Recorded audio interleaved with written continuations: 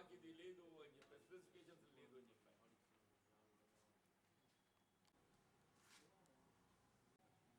అదే ఆల్రెడీ చూడండి మీకు డ్యామేజెస్ అవి ఉంటాయి సార్. గింజ పొడుగు నేను గింజ పొడుగును మనం పరిగణలోకి తీసుకుంటాము. సాగర్లో అదే కూడా రావాలి సార్. ముందుగా పాత్రికేయ సోదరులకు అందరికీ దీపావళి శుభాకాంక్షలు. అంటే వాస్తవంగా జాతీయ స్థాయిలో ఉప ఎన్నిక ఫలితాల ప్రభావం అది ఏదైనా కానీ ఏదైతుందో కేంద్రంలో కొంత చలనం వచ్చి ఇవాళ గత 10 మాసాల నుండి ఏదైతే పెట్రోల్ డీజిల్ ఉత్పత్తుల ధరలు పన్నుల రూపాయల పెంచడం జరిగిందో పెట్రోల్ కానీ డీజిల్ కానీ కొంత వినియోగదారులకు ఊరట కల్పించే విధంగా తగ్గించాలని చెప్పి నిర్ణయం తీసుకోవటం వినియోగదారులకు కొంత ఊరట కలిగించిన అంటే వాస్తవంగా మనం ఒక్కసారి గమనించినట్టయితే ఇన్ జనవరి 2021 మనం కంపేర్ ఇట్టే జనవరి 2021 10 months బ్యాక్ అప్పుడు ఏదైతుందో పెట్రోల్ ఇట్ వాజ్ ₹84. జనవరి 2021లో petrol it was ₹84 per litre. అట్లా డీజిల్ ఏదైతుందో ₹74 per లీటర్. అది ఈ 10 మాసాల కాలంలో పెట్రోల్ 84 నుండి 115 చేరుకుంది. ఈ 10 మాసాల కాలంలో ఎక్సైజ్ డ్యూటీ పన్ను ప్రభావంతో ₹84 ఉన్నటువంటి ఒక పెట్రోల్ ₹115 అంటే ఇంక్రీజ్ ఇట్స్ ₹31. 10 మాసాలలో పెట్రోల్ పెరిగింది, ₹31 పెరిగింది. అట్లా 10 మాసాలలో డీజిల్ ఏదైతుందో పెరిగింది 74 నుండి ₹109 చేరుకుంది. అంటే 26 9 35. 10 మాసాలలో డీజిల్ పెరుగుదల ₹35. ఇవాళ తగ్గించింది మనం గమనిస్తే పెట్రోల్ ఏదైతుందో కేవలం ₹6. పెట్రోల్ తగ్గింపు కేవలం ₹6 మాత్రమే. అంటే 115 నుండి 6 తగ్గింపుతో ఇవాళ 109కి దిగింది. డీజిల్ ఏదైతుందో ఇటు వేరియింగ్ సెంటర్ టు సెంటర్ ₹13 తగ్గింది. ₹13 అంటే 109 నుండి 95.5 ₹96 చేరుకుంది. 4 9 13 అంటే పెట్రోల్ పెరిగింది ₹31. 10 మాసాలలో నేనండి I'm not going back to 2014. నేను 2014కి పోవటం లేదు. కేవలం ఏ కోవిడ్ కరోనా పరిస్థితులలో యావత్ సమాజం ఉపాధి కోల్పోయి ఇంటికే పరిమితమైనటువంటి ఒక పరిస్థితులలో ఏ విధంగా ఉపాధి లేకుండా ఇంటికే పరిమితమైనటువంటి ఒక పరిస్థితులలో పెట్రోల్ డీజిల్ పెంపు ప్రభావం పెట్రోల్ ₹31 ఉంటే అది ₹6 తగ్గింపుతోని ఇవాళ ₹109 చేరుకుంది.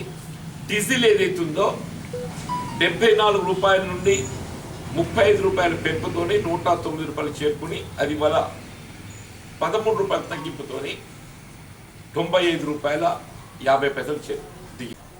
అంటే మేమేమంటే నిజంగానే వాస్తవాన్ని పరిగణలోకి తీసుకున్నట్టయితే ఈ గత 2 సంవత్సరాల నుండి జాతీయ సగటు ఆదాయాన్ని పరిగణలోకి తీసుకుంటే భారత ఈ కరోనా కోవిడ్ నేపథ్యం లోపల పడిపోయింది.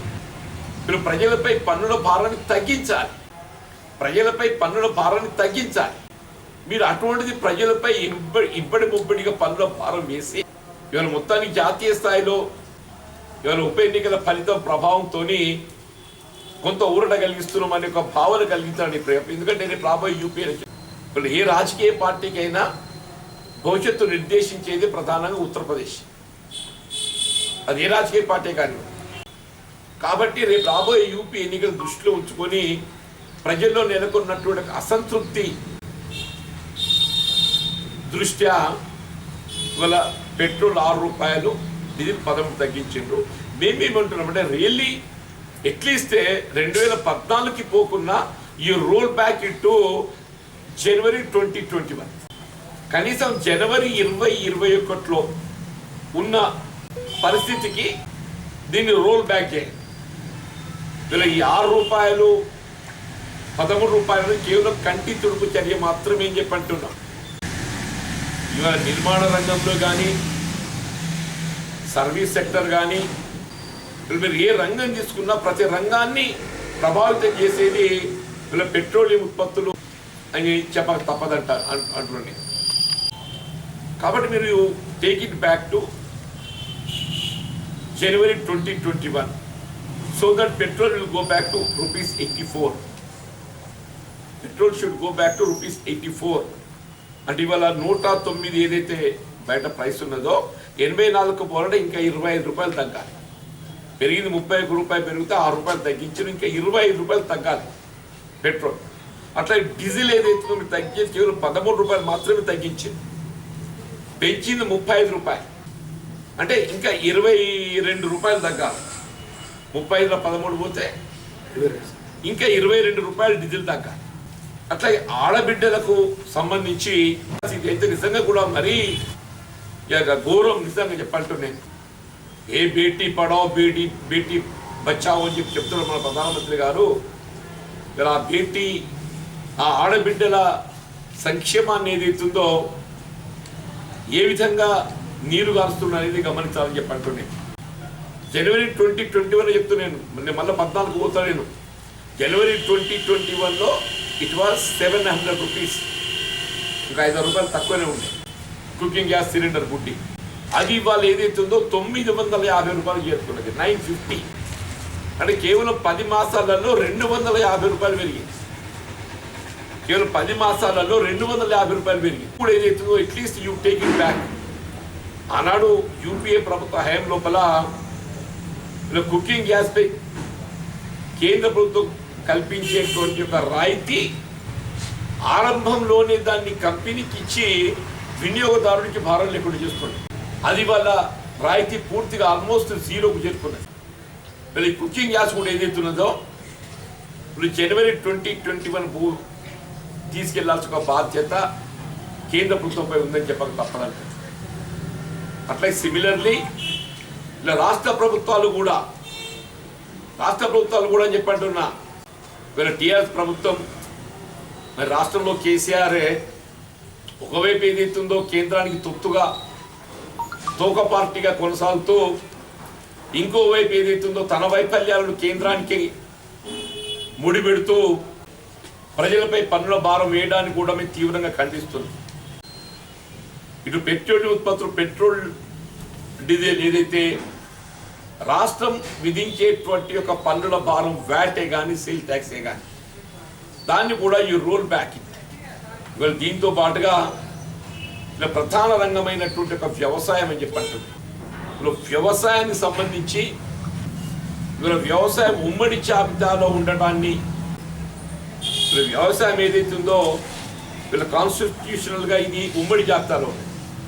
ఇది ఉమ్మడి జాబితాలో ఉండడం సాకుగా తీసుకొని వీళ్ళ కేంద్రంపై రాష్ట్రం నెపం నెట్టడము, రాష్ట్రంపై కేంద్రం నెపం నెట్టడము, అల్టిమేట్గా ఏదైతుందో రైతు, రెండు ప్రభుత్వాలు కూడా రైతాంగాన్ని తీవ్ర దోపిడీ గురి చేస్తుందని చెప్పండి.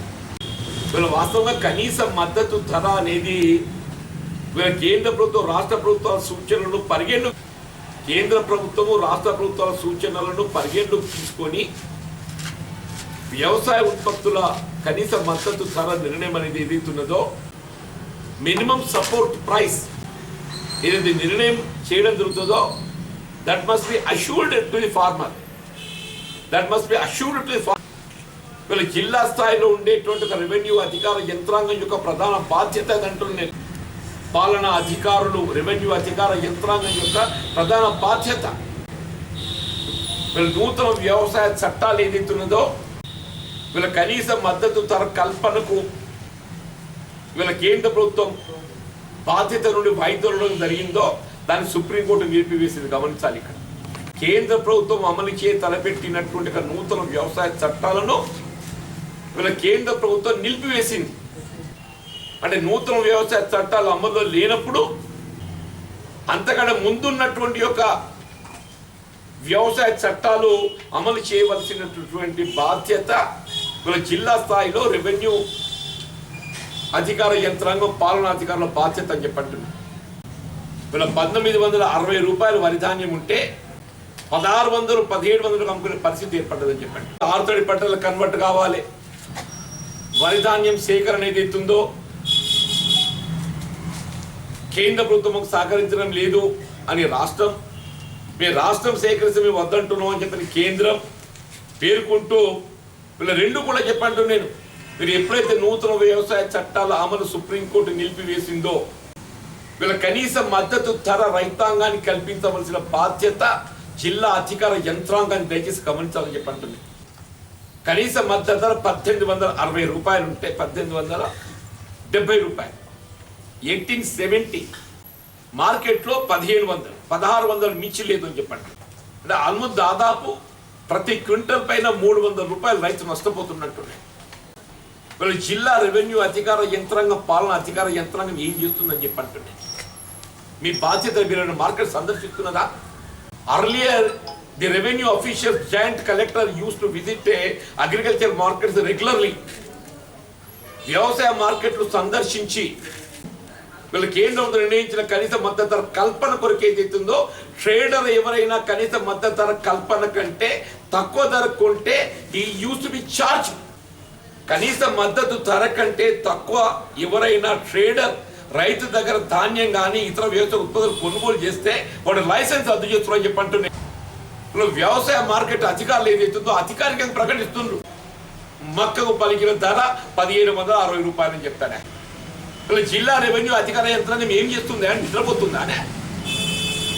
నీవు మార్కెట్ విజిట్ చేయాల్సిన బాధ్యత మీ మీద లేదా అని చెప్పంటున్నాను నేను. ఇలా ఆరుతడి పంటలు అని చెప్పానంటే 7275 రూపాయల మద్దతు ధర ఉంటే మార్కెట్లో 4141 అంటే 3000 రూపాయలు తక్కువ అవుతుంది. వ్యవసాయ మార్కెట్లో 3000 తక్కువ పలుకుతుంది. 7000 పైచిలకు మద్దతు ధర ఉంటే మార్కెట్లో పలికే కొనుగోలు ధర 4000. మినిమం 6300 ఉంటే మార్కెట్లో పలికే మద్దతు ధర 4000. అంటే దాదాపు 1500 రూపాయలు మినిమం క్వింటల్ తక్కువ. పెసర్లు అయితే 3000, మొక్కలు 300. పల్లి ఆశ్చర్యం చెప్పంటూ అందరూ వేరుశెనగ అని చెప్పంటారు కదా. వేరుశెనగ మద్దతు ధర 5550 రూపాయలు అయితే మార్కెట్లో 3430 రూపాయలు. ఇది అధికారిక ప్రకటన నేను చెప్పేది. అంటే 2000 రూపాయలు తక్కువ పలుకుతుంది పల్లి. ఎక్సెప్ట్ సోయాబీన్ వీళ్ళ మొత్తం రాష్ట్రంలో ఏ జిల్లాలో కూడా ఏ వ్యవసాయ ఉత్పత్తికి మార్కెట్లో కనీస మద్దతు ధర లభించడం లేదు. మీ వ్యవసాయ శాఖ ఏం చేస్తుంది? నీ పౌర సరఫరాల శాఖ ఏం చేస్తుంది? నీ రెవెన్యూ శాఖ ఏం చేస్తుంది? ఇవాళ వ్యవసాయ అధికారులే కానీ పౌర సరఫరా అధికారులే కానీ రెవెన్యూ అధికారులే కానీ మార్కెట్ సందర్శించిన దాఖలాలు ఉన్నాయా? మీ బాధ్యత లేదా? ఎవడు ఎంతగానో నమ్ముకోనియా? అసలు చట్టాలు మీ పరిగణలోకి తీసుకుంటుండ్రా? నూతన వ్యవసాయ చట్టాల అమలు ఏదైతుందో సుప్రీంకోర్టే నిలిపివేసి నూతన వ్యవసాయ చట్టాల అమలు ఎప్పుడైతే మీకు చేపట్టడం జరుగుతుందో అప్పుడు పాత చట్టాలు పోతాయి. ఇప్పుడు పాత చట్టాలు రద్దు చేయబడలేదు. ఉన్న చట్టాలకు అనుగుణంగా కనీస మద్దతు లభించబడే విధంగా చూడటము జిల్లా పాలనా అధికారి యొక్క బాధ్యత అని చెప్పి అంటున్నాయి. ఇవాళ ఇవాళ కల్లాలలో పోసి 2 వారాలు 15 రోజులు గడుస్తున్నాయి అంటున్నాయి. ఇంతవరకు సోకిన దాఖలా లేవు అంటూ సోకిన దాఖలా లేవు. గన్నీ లేదు, మిల్ అలాట్మెంట్ లేదు.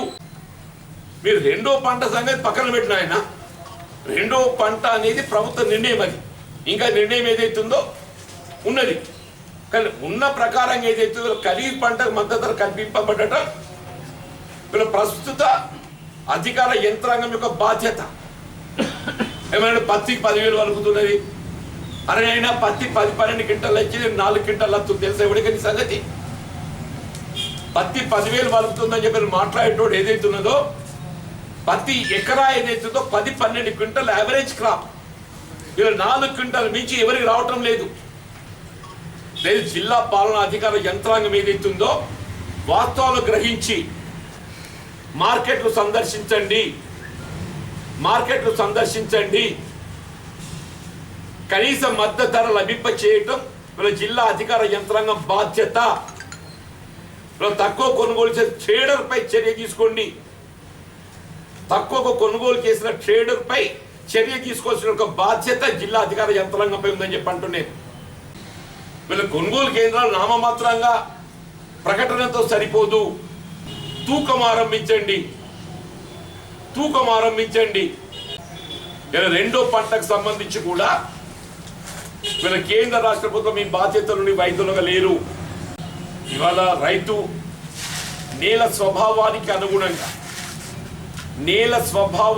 అనుగుణంగా అనుకూలంగా ఉంటుందో ఆ పంట సాగు చేయడానికి అవకాశం ఉంటుంది. మీరు నేల స్వభావాన్ని పరిగణలోకి తీసుకోకుండా మీరు ఆయకట్టు పరిధిలో జాల్వారే భూములలో మీరు ఆరుతడి పంటలు పెట్టాలంటే సాధ్యమయ్యే పనేనా?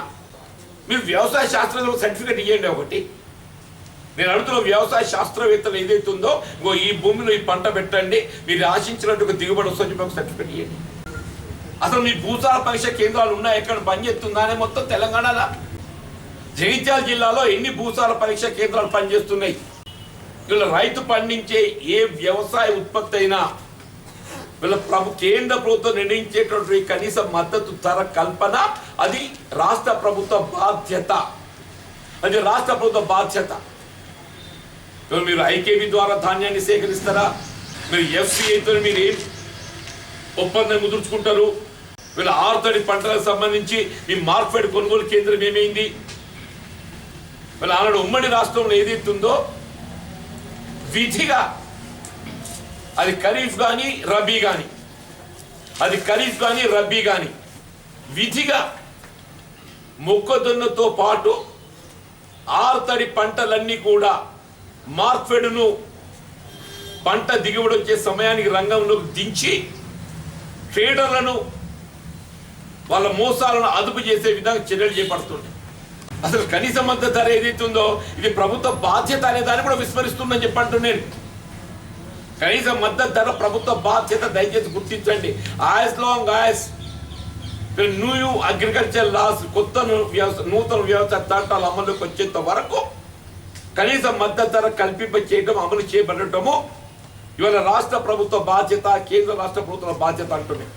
సంబంధించి రైతును ఆందోళన గురి చేయకుండా నేల స్వభావానికి అనుగుణంగా ఏ పంట సాగు చేసినా ఆ పంటకు కనీస మద్దతు ధర కల్పించడానికి వీళ్ళ రాష్ట్ర ప్రభుత్వం బాధ్యతగా ఉంటుందనేటువంటి ఒక అష్యూరెన్స్, ఒక విశ్వాసాన్ని కలిగించండి. వీళ్ళ కనీసం హుజురాబాద్ ఎన్నికల ఫలితంతోనైనా కళ్ళు తెరవండి అని చెప్పి అంటున్నా. వీళ్ళ జాతీయ స్థాయి ఏ విధంగా జాతీయ స్థాయిలో వెలువడ్డ ఉప ఎన్నికల ఫలితాల ప్రభావంతో పెట్రోలియం ఉత్పత్తుల ధరలను కొంత తగ్గించడానికి ఏదైతే చర్యలు చేపట్టడం జరిగిందో రాష్ట్ర ప్రభుత్వం కూడా వీళ్ళ మీ కళ్ళు తెరిచి వాస్తవాలు గ్రహించి వీళ్ళ మీ అధికార ఒత్తిళ్లతోని వీళ్ళ ఓటర్ను ప్రలోభానికి గురి చేయాలి అని భావిస్తే సాధ్యమయ్యే పని కాదు. వీళ్ళ మొత్తం ఈ సమాజంలో ప్రజాస్వామ్యంలో అందరికంటే విజ్ఞుడు ఎవరు అని చెప్పంటే ఓటర్ మహాశయుడు. ఈ మొత్తం ప్రజాస్వామ్యంలో అందరికంటే విజ్ఞుడు ఎవరు అని చెప్పారంటే ఓటర్ మహాశయుడు అని చెప్పంటున్నాడు. ఆ ఓటర్ తీర్పును గమనించైనా కానీ కళ్ళు తెరవండి అని చెప్పంటున్నాయి. వీళ్ళు ఉప ఎన్నికల ఫలితాలు గమనించైనా వీళ్ళు ఉప ఎన్నికల ఫలితాల లోపల ఏదైతున్నదో వీళ్ళ ప్రధానంగా వీళ్ళ రైతాంగాన్ని ఏ విధంగా మీరు ఆందోళన గురి చేసిండ్రో సిద్దిపేట కలెక్టర్ ఏం మాట్లాడతాడే, అదేంటి విత్తనాలు అమ్మితే మన లైసెన్స్ సీజ్ చేస్తాడు, ఆయనకి ఎవడిచ్చింది అధికారం? ఇలా హైకోర్టు అక్షింతలేసింది. నిజంగానే ఎవడైనా కొద్దిగా అంటే నైతిక విలువలు ఉన్న అధికారి ఎవడైనా కానీ ఏదైతుందో లీవ్ పెట్టి వెళ్ళిపోవాలి. నైతిక విలువలు ఉన్న అధికారి ఎవరైనా కానీ హైకోర్టు చేసిన వ్యాఖ్యలకు ఏదైతుందో వాళ్ళు లీవ్ పెట్టి వెళ్ళిపోవాలని చెప్పి